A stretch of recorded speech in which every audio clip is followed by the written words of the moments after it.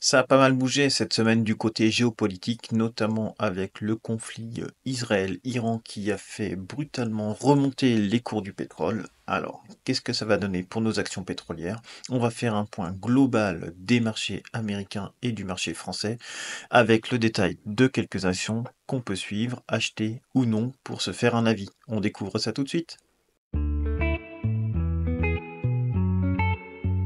Allez, c'est parti pour notre tour des marchés hebdomadaires. Donc là, on peut voir le S&P 500, je suis en format journalier.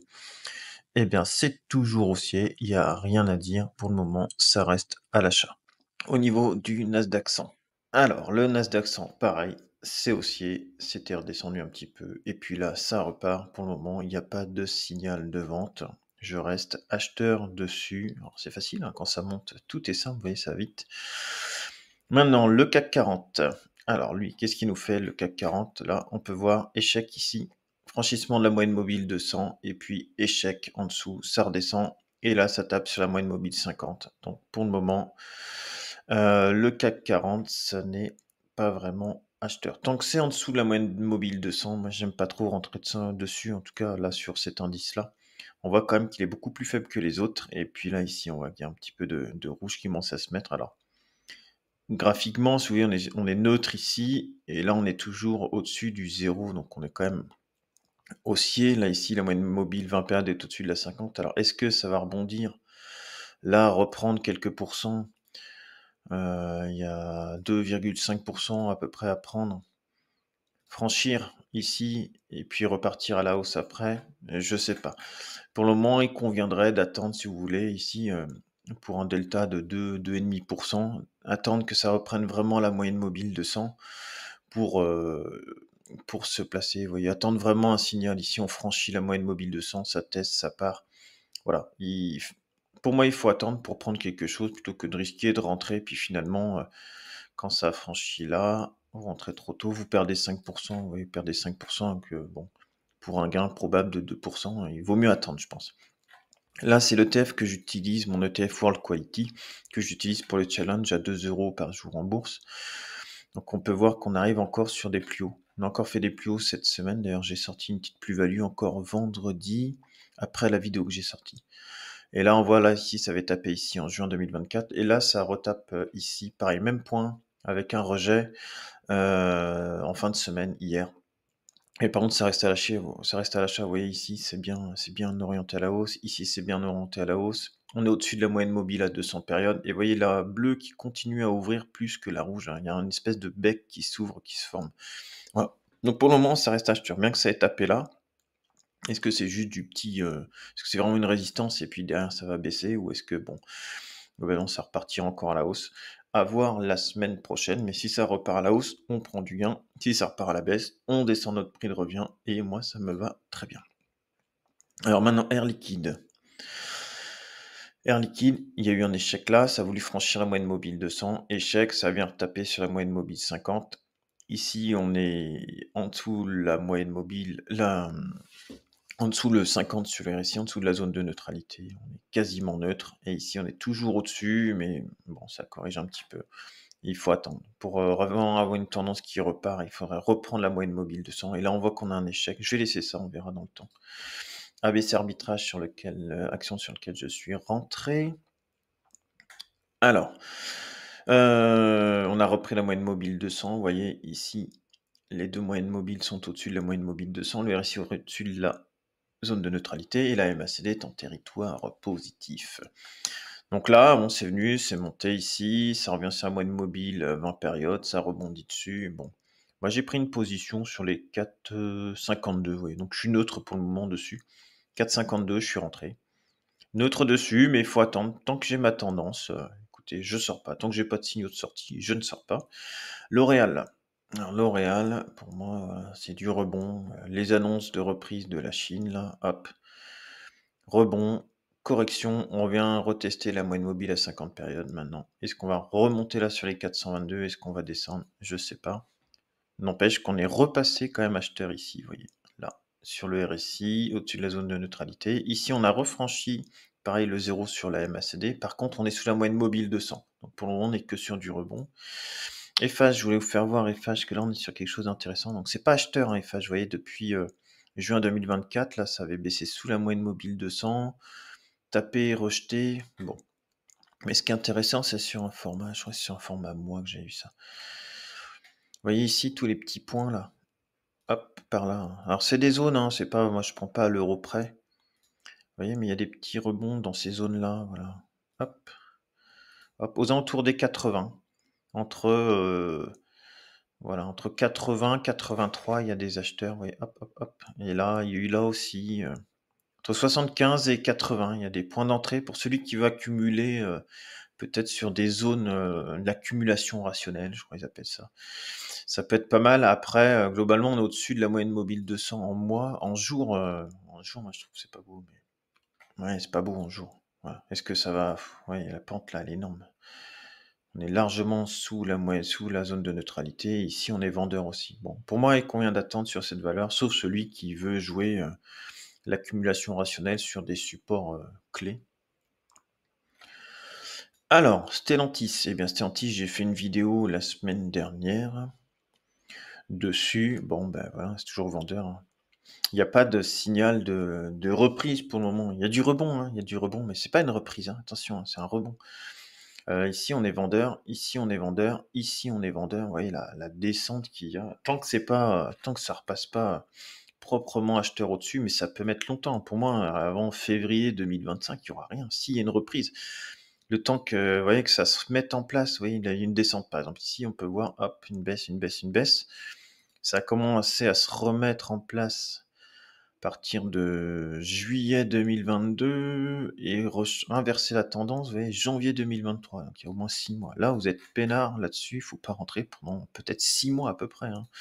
Ça, il convient de rester à l'écart pour moi. Nexity, alors Nexity, je l'ai rajouté, parce qu'il peut peut-être y avoir quelque chose d'intéressant dessus à faire. Vous voyez, suite aux annonces du gouvernement, bon là on est passé direct en zone de surachat. Voilà, on est à l'entrée de la zone de surachat en format journalier. Ici, on est repassé au-dessus du 0 sur la MACD. Vous voyez, on est repassé au-dessus de la moyenne mobile 200, qu'on a testé, retesté, et là, on est reparti. Puis là, ça commence à dessiner quelque chose de haussier. Bon, peut-être qu'il convient d'attendre un petit peu encore sur le dossier, mais globalement, on a récupéré aussi la moyenne mobile 50 ici en semaine. On a repris la zone de neutralité. Ici, vous voyez, on va peut-être franchir le 0. Donc, il n'y a rien qui presse, hein, sur ce genre de dossier.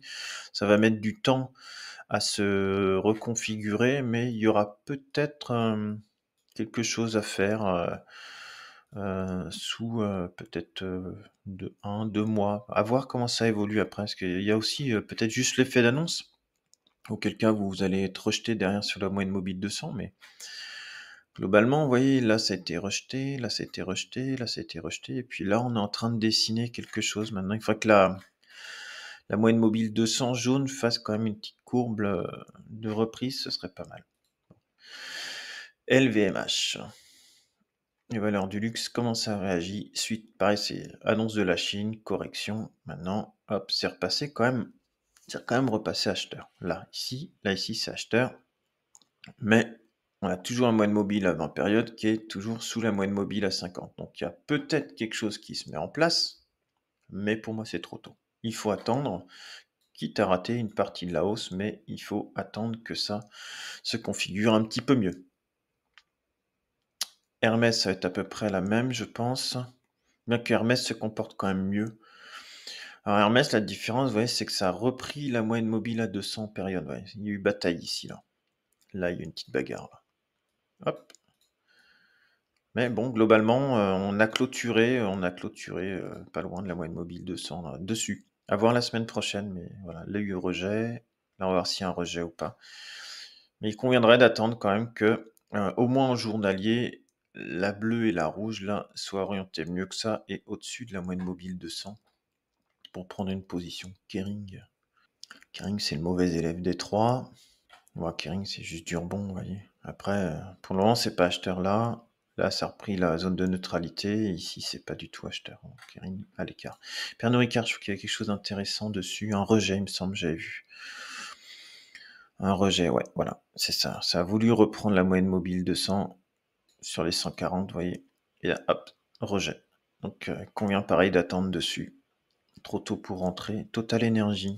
Total Energy, j'ai fait une vidéo là cette semaine suite à l'annonce, ils ont fait ça à New York là. Je pense que c'est un clin d'œil au gouvernement. Ils ont annoncé ces 16 milliards de dollars de rachat d'actions, dividendes en hausse de 5. Voilà, alors clairement Total, ça a profité cette semaine de l'effet d'annonce et du conflit, entre l'Israël et l'Iran qui a mis des tensions sur le pétrole et qui a fait monter le prix, du baril, assez subitement. Donc ça a profité de cet effet d'annonce, vous voyez? Après, on est sur une zone de support, vous voyez? Là, ici, on a plutôt une zone de vente. Ici, on a une zone de support. 1, 2, 3, 4 fois tapé. Ici, ça a été réactif, c'est reparti. Après, on a repris ici la zone de neutralité, tout juste. Ici, on n'est pas encore refranchi le zéro. Et vous voyez, il y en a quand même eu un échec ici, sous la moyenne mobile 200. Donc, à voir si ça arrive à la reprendre. Il est trop tôt encore pour une tendance haussière. Vous voyez, si ça peut remonter, hein, mais on viendra de reprendre la moyenne mobile 200. Ensuite, de construire quelque chose. Vous voyez, là, vous construisez quelque chose de propre, par exemple. Il y a eu échec sur la moyenne mobile 200, vous redescendez sur un support. Et là, il y a une vraie tendance qui se confirme. Franchissez la moyenne mobile 200, c'est mieux orienté. Et là, vous pouvez partir sur quelque chose d'un peu plus sympa. Avec un trade, en gros, sur août 2023 jusqu'à novembre, jusqu'à décembre 2023. Donc là, vous faites 10% et puis vous prenez les dividendes. Sur du trade, hein, sur un trading, celui qui fait du long terme, ce sera différent. Et là, pareil, vous avez une zone d'accumulation rationnelle, celui qui veut constituer une position sur Total. Bon, il prend plutôt sur ces supports-là que d'acheter là sur les résistances, vous voyez. À voir, mais bon, pour le moment, on n'est que sur du rebond. Si je vais pas faire Nvidia, sinon on va y passer 3 heures. Nvidia, c'est haussier, regardez. Ah, puis une petite correction, là c'est reparti, on voit que la moyenne mobile 20 se rouvre par rapport à la moyenne mobile 50, on est au-dessus de la moyenne mobile 200, le RSI, on est en zone, on est revenu quasiment taper sur la zone de neutralité, puis on est reparti, et ici on voit que ça repart aussi au-dessus du zéro sur la MACD. Bon, c'est acheteur, court terme, c'est propre. Alors John Deere, j'avais fait une vidéo aussi dessus, sur peut-être une opportunité d'achat dessus. Alors, je suis pas encore rentré, j'attends un petit peu plus bas, vous voyez, là c'est pas mal, là. Peut-être que je vais prendre une position. Je vais voir lundi comment ça réagit. Mais globalement, je m'attendais plus par là, vous voyez. C'est-à-dire que là, on est bien orienté. Ici, on rebondit sur la moyenne mobile à 20 périodes. Je mettrai un ordre là sur les 406 à peu près, je vois.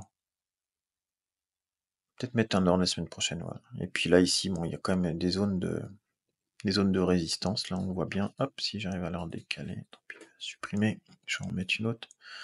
On voit bien qu'on a tapé là. Ici, ici, ici. Donc là, on a bien une zone plutôt vendeuse. Et puis là, peut-être jouer le rebond, quitte à revendre là, ou autrement attendre et prendre sur notre position haussière. La laisser travailler. Apple.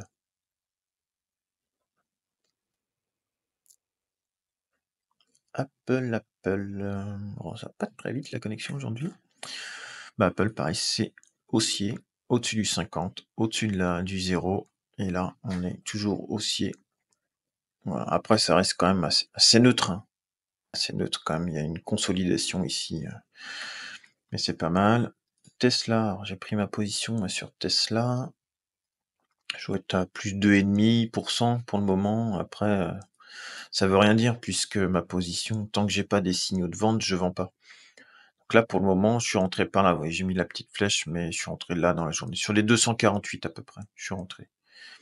Puis c'était bien monté, puis c'est redescendu ici sur la moyenne mobile à 20 périodes, donc à voir. Tant que j'ai pas de ma zone de vent, eh bien, je reste sur ma position.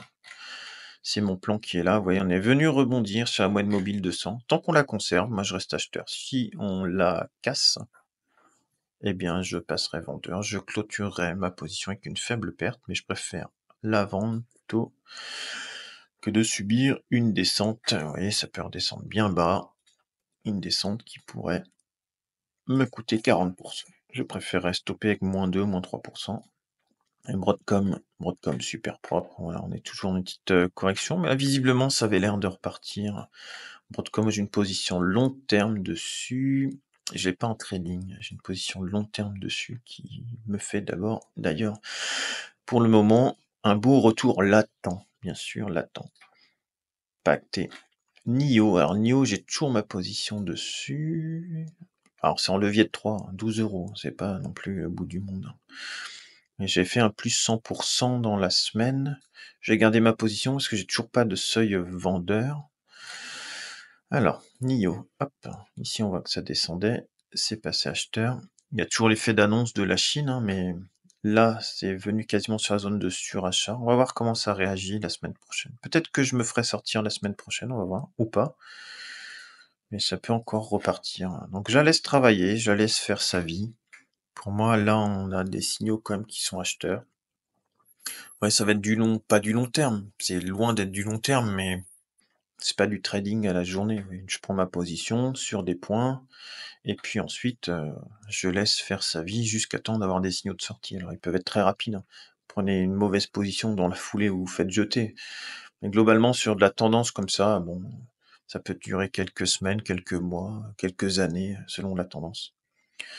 Lululemon, là, bon, ça a repris la zone de neutralité. Ici, c'est repassé au-dessus du zéro. C'est un peu mou, c'est un peu mou. Trop tôt pour rentrer sur cette action. Mais je veux quand même la garder de côté. Ensuite, on va avoir Ferrari. Ferrari, ah, donc là, c'est passé sous la zone de neutralité, sous la moyenne mobile 50.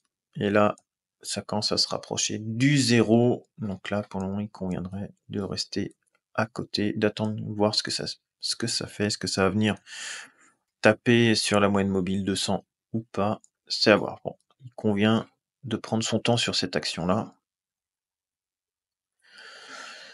Et sinon, qu'est-ce qu'on a? La Coca-Cola. Alors Coca-Cola, ça avait fait une belle hausse là, suite à... Ça avait cassé cette résistance-là, c'était bien parti. Ici, par contre, on est venu clôturer sous la moyenne mobile 50 là. Avec un RSI sous la zone de neutralité. Et puis là, on est toujours au-dessus du zéro, mais une petite correction. À voir si on vient réagir là, mais bon. Pour le moment, c'est plutôt neutre, voire vendeur, ça s'annonce là. Après, il faut avoir plusieurs signaux pour que ce soit vendeur. Tant que la moyenne mobile 20 périodes n'a pas croisé sous la 50, RSI inférieur à 0 et sous le 0 de la MACD, c'est pas vendeur, au moins en journalier, dans ma façon de faire. Alors si on prend, moi, vite fait, les positions que j'ai en trading, vous voyez, ABC arbitrage, plus 0,56, donc pour le moment, ça tourne autour de la neutralité sur le trade. NIO, c'est plus 32%, il y a beaucoup de volatilité, puisque c'est une position qui est en levier de 3, mais que 12 euros.